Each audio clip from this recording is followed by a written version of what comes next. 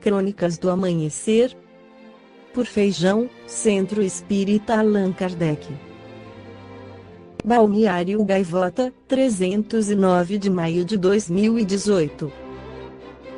Médica explica o que ocorre ao corpo no fim da vida. Morrer não é tão ruim quanto se pensa. Pioneira em cuidados paliativos, britânica Catherine Mannix defende que deixemos de usar eufemismos ao falar da morte e passemos a conhecer os estágios naturais do processo para aprendermos a lidar com eles. Na minha humilde opinião, morrer não é tão ruim quanto se pensa. Essa é a visão da morte por Catherine Mannix, médica britânica pioneira em cuidados paliativos, que dedica sua carreira a tratar pacientes com doenças incuráveis nos últimos estágios de sua vida. Para a autora do livro Wit and Ending, Death and Wisdom an Age of Denial, com o fim em mente morrer, morte e sabedoria na era da negação, em tradução livre, a sociedade nos leva a evitar falar desse processo e a substituir a palavra morte por eufemismos. E isso torna muito mais difícil lidar com a perda de um ente querido, argumenta Mannix. A BBC Ideias, plataforma da BBC que explora ideias questionando verdades estabelecidas, traz seu depoimento. Nós deixamos de falar sobre a morte. Deixamos de usar a palavra morrer e passamos a usar outras similares. Em vez de morto, dizemos falecido. Em vez de dizer que alguém está morrendo, dizemos que ele está muito doente. Quando se usam essas palavras, as famílias não entendem que está se aproximando o momento da morte. Isso é um grande problema porque, quando a família está junto ao leito de alguém prestes a morrer, não sabe o que dizer entre si ou para o próprio doente, que também não sabe o que dizer ou o que esperar. Trata-se de uma cena marcada por tristeza, ansiedade e desesperança. E, na minha humilde opinião, não precisa ser assim. Acho que perdemos a imensa sabedoria humana de aceitar a morte de um modo normal. Acho que é hora de voltar a falar da morte e recuperar essa sabedoria. Como é morrer normalmente? Assim como nascer, é apenas um processo. Gradualmente, a pessoa vai se cansando, se esgotando. À medida que o tempo passa, ela vai dormindo mais, passa menos tempo acordada. A família pode ir aprendendo sobre os melhores momentos para dar os medicamentos ao paciente ou deixar as visitas entrarem. Pode acontecer de visitantes ou familiares encontrarem o paciente dormindo. E muitas vezes pode estar acontecendo uma mudança que é pequena, porém muito significativa. Sabemos que esse estado de coma que precede a morte natural não é aterrorizante. Simplesmente não percebemos esse lapso à inconsciência no momento em que ele ocorre. Sabemos que esse estado de coma que precede a morte natural não é aterrorizante. Simplesmente não percebemos esse lapso à inconsciência no momento em que ele ocorre. Aqui, em vez de estar dormindo, a pessoa pode estar temporariamente inconsciente. Não podemos acordá-la nem dar a ela o medicamento. Não podemos dizer que chegou uma visita. Ainda assim, quando ela acorda, ela conta que teve um bom sono. Então ficamos sabendo que esse estado de coma não foi aterrorizante. Simplesmente não percebemos esse lapso à inconsciência no momento em que ele ocorre. À medida que o tempo passa, essa pessoa passa menos tempo acordada, mais tempo dormindo, até que, no final, fica inconsciente o tempo todo.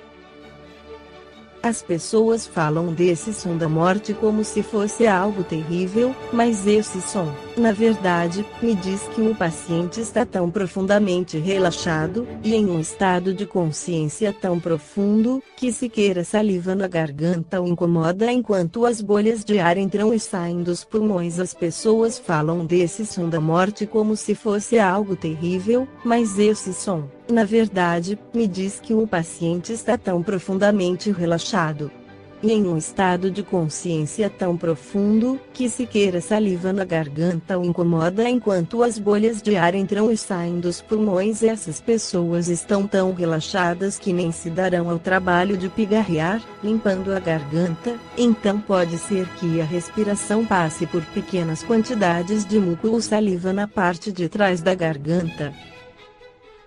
Isso pode causar um ruído estranho, que muitos chamam de estertor da morte, de At-Hatli, em inglês. As pessoas falam desse som como se fosse algo terrível, mas esse som, na verdade, me diz que o paciente está tão profundamente relaxado, e em um estado de consciência tão profundo, que sequer a saliva na garganta o incomoda enquanto as bolhas de ar entram e saem dos pulmões. Então, bem no finzinho da vida, haverá um período de respiração superficial, e uma expiração que não será seguida por uma inspiração. Às vezes é algo tão suave que os familiares sequer percebem. Por isso, a morte normal é realmente um processo tranquilo, algo que podemos reconhecer, para o qual podemos nos preparar, e algo com o que podemos lidar.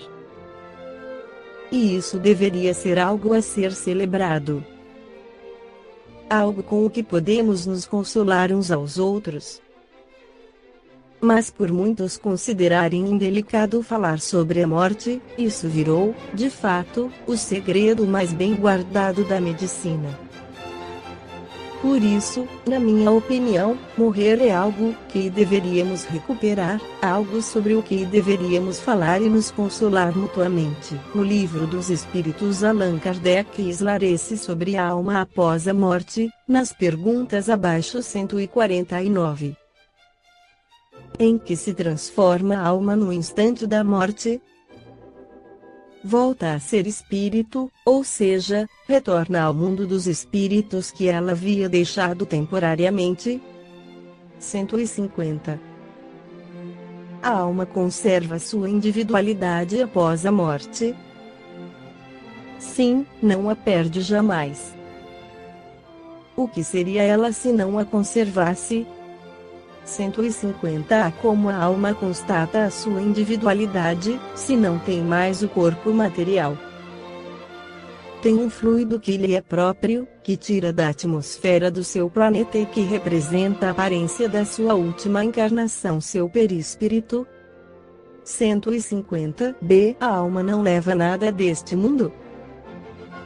Nada mais que a lembrança e o desejo de ir para um mundo melhor. Essa lembrança é cheia de doçura ou de amargor, segundo o emprego que tenha dado à vida. Quanto mais pura para ela for, mais compreenderá a futilidade daquilo que deixou na Terra. Na questão 155, Allan Kardec esclarece que a libertação da alma e do corpo se opera gradualmente e com uma lentidão variável, segundo os indivíduos e circunstâncias da morte. Os laços que unem a alma ao corpo não se rompem senão pouco a pouco, e tanto menos rapidamente quanto a vida foi mais material e mais sensual. No momento da morte, primeiro tudo é confuso, a alma precisa de algum tempo para se reconhecer, porque está meio atordoada, e no estado de um homem saindo de sono profundo e que procura inteirar-se da sua situação. A lucidez das ideias e a memória do passado lhe retornam à medida que se desfaz a influência da matéria da qual acaba de se libertar, e que se dissipa a espécie de bruma que obscurece seus pensamentos.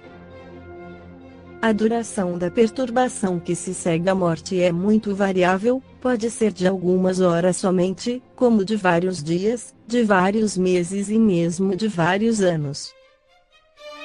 ela é menos longa naqueles que, durante a vida, se identificaram com seu estado futuro, porque compreendem imediatamente sua situação, é tanto mais longa quanto o homem tenha vivido mais materialmente. As sensações que a alma experimenta nesse momento são também muito variáveis. A perturbação que segue a morte nada tem de penosa para o homem de bem, ela é calma e em tudo semelhante à sensação que acompanha um despertar pacífico. Para aquele cuja consciência não é pura e que está mais preso à vida corporal que à espiritual, ela é cheia de ansiedade e de angústias que aumentam à medida que ela se reconhece, porque então ela está tomada de medo e de uma espécie de terror em presença daquilo que vê, e sobretudo daquilo que entrevê. A sensação que se poderia chamar física é a de um grande alívio e de um imenso bem-estar, sente-se como livre de um fardo, e se está muito feliz por não sentir mais as dores corporais que se sentia poucos instantes antes de se sentir livre, desligado e alerta como quem viesse a ser libertado de pesadas correntes. Na sua nova situação, a alma vê e ouve o que via e ouvia antes da morte, mas vê e ouve outras coisas que escapam à grosseria dos órgãos corporais, ela tem sensações e percepções que nos são desconhecidas. O estado da alma varia consideravelmente segundo o gênero de morte, mas, sobretudo, segundo a natureza dos hábitos que teve durante a vida.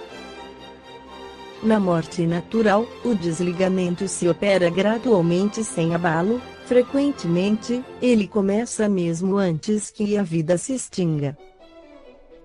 Na morte violenta por suplício, suicídio ou acidente, os laços se rompem bruscamente, o espírito, surpreendido pelo imprevisto, fica como atordoado pela mudança que nele se opera e não compreende sua situação. Esta foi a crônica do amanhecer de 30 de maio de 2018. Por Feijão Centro Espírita Allan Kardec.